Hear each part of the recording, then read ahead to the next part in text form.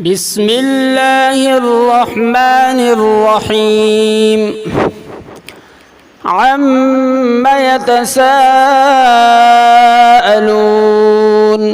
عن النبأ العظيم الذي هم فيه مختلفون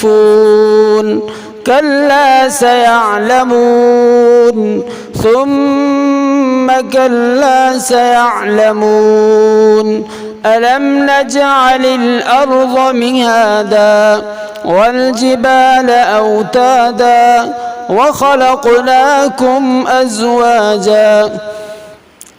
وجعلنا نومكم سباتا وجعلنا الليل لباسا وجعلنا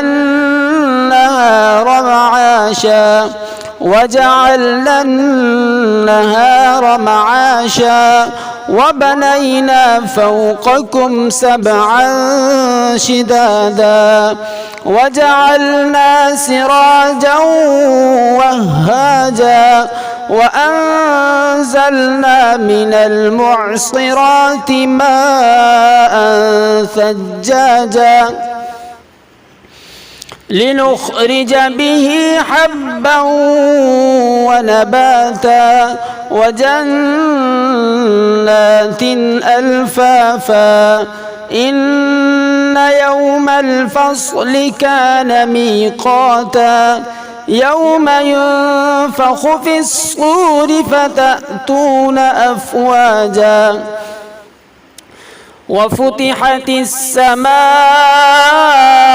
فكانت أبوابا وسيرت الجبال فكانت سرابا إن جهنم كانت مرصادا للطاغين مآبا لابثين فيها أحقابا لا يذوقون فيها بردا ولا شرابا إلا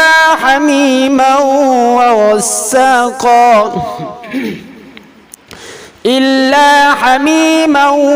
وغساقا جزاء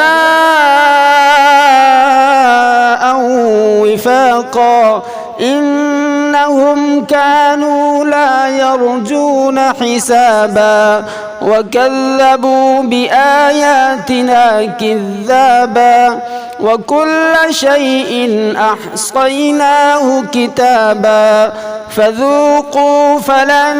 نزيدكم إلا عذابا إن للمتقين مفازا حدائق وأعنابا وكواعب أترابا وكأسا دهاقا لا يسمعون فيها لغوا ولا كذابا جزاء من ربك عطاء حسابا رب السماوات والأرض وما بينهما الرحمن لا يملكون منه خطابا يوم يقوم الروح والملائكة صفا لا يتكلمون إلا من أذن له الرحمن وقال صوابا